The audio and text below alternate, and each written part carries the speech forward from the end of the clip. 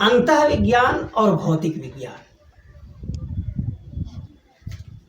भौतिक विज्ञान के बारे में सारे लोग समझ रहे हैं, जान रहे हैं। खंड खंड का विज्ञान, अणु, परमाणु, जैव विविधता, पत्ते, डाल, खनिज संपदा, अंतरिक्ष, आकाशगंगा, गैलेक्सी, ग्रहों का निर्माण, सारा भौतिक विज्ञान का क्षेत्र है। जो भी इंद्रिय के द्वारा गोचर हो रहा है या गोचर हो सकता है, वो सब भौतिक विज्ञान का क्षेत्र है। और अंतः विज्ञान क्या है? अंतः विज्ञान अनुभूति का विज्ञान है, अखंडता की अनुभूति का विज्ञान है। यह भौतिक विज्ञान और अंतः विज्ञान में बेसिक अंतर है। भौतिक विज्ञान, हम एक विषय को हम एक बार जान गए, हम समझ गए, यह भौतिक विज्ञान का गुण। एक बार जानना, दो हाइड्रोजन के अणु और एक ऑक्सीजन के मिलकर करके पानी बनता है। हम जान गए, समझ गए कि पानी का निर्माण कैसे होता है। उसके लिए साधना की जरूरत नहीं होती है, स्मृति में बार बार बैठाने की जरूरत नहीं होती। हम एक बार जान गए। लेकिन अंतः विज्ञान जो है वह अनुभूति का विज्ञान है। हम अखंडता की अनुभूति कह दिए, शून्य पर टिके रहने की बात कह दिए, तो हम शून्य पर टिक नहीं गए। हम रस्सी पर चलने की बात कर सकते हैं, वार्ता हो सकती है उस पर, लेकिन रस्सी पर चलना नहीं आता। रस्सी पर चलने के लिए बार बार अभ्यास करना पड़ता है। हम रस्सी पर चढ़ते हैं और दाएं गिरे या बाएं गिरे, रस्सी पर चल नहीं पाते। हम बार बार प्रयास करते हैं, अनुभव हमारे अंदर समावेश होता रहता है, और तब जाकर के अंततः हम रस्सी पर चलने में समर्थ होते हैं।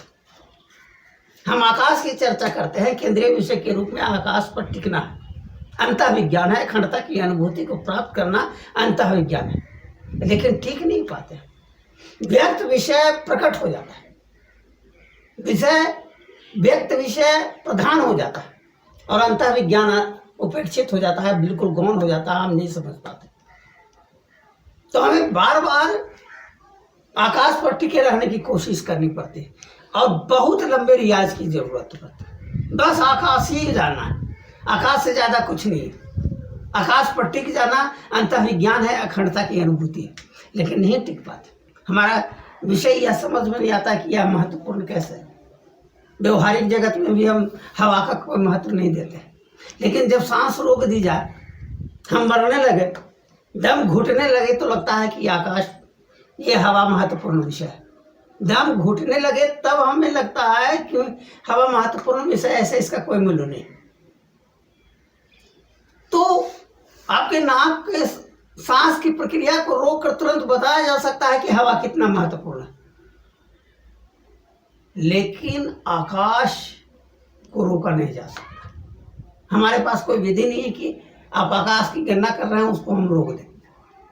आप आकाश में जब टिक जाते हैं, और तब लगता है, जब हम व्यक्त विषय में खो जाते हैं, तब लगता है कि आकाश में टिकना वास्तव में जिंदा दिली, अखंडता की अनुभूति ही जिंदा दिली। यह महत्वपूर्ण विषय है। तो अंतः विज्ञान केवल शून्य के बारे में जानना, एक विषय है, शून्य पर टिकना। और भौतिक विज्ञान खंड खंड है, और खंड खंड यानी लाखों, करोड़ों, अरबों, अनगिनत संख्या में भौतिक विज्ञान का क्षेत्र है, जिसका आप अध्ययन कर सकते हैं। भौतिक विज्ञान को अनेक शाखाओं में आप बांट सकते हैं, सैकड़ों की संख्या में आप बटा हुआ देख रहे हैं। लेकिन अंतः विज्ञान एक विषय है, आकाश को केंद्रीय विषय के रूप में स्थापित करना। आपका सामाजिक आदर्श व्यवहार आकाश में, अखंडता में जब आप टिकते हैं, तब उस टिके हुए अवस्था में जो अभिव्यक्ति होती है, वह आदर्श सामाजिक व्यवस्था दे पाता है। यह बहुत मुश्किल चीज़ है, बहुत बहुत मुश्किल है। और सरलतम इसलिए कि एक ही विषय पर टिकना है, एक ही विषय को जानना है, एक ही विषय को समझना है, आकाश पर टिके रहना। बहुत सारे विकल्प आ जाते हैं भौतिक विज्ञान के क्षेत्र में, और आकाश में टिके रहने में विकल्प भी अनंत है।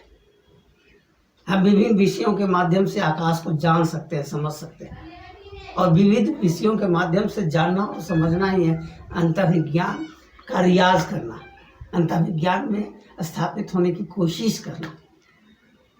तो भौतिक विज्ञान खंड खंड का विज्ञान है और अंतर्विज्ञान अखंडता की अनुभूति का विज्ञान है।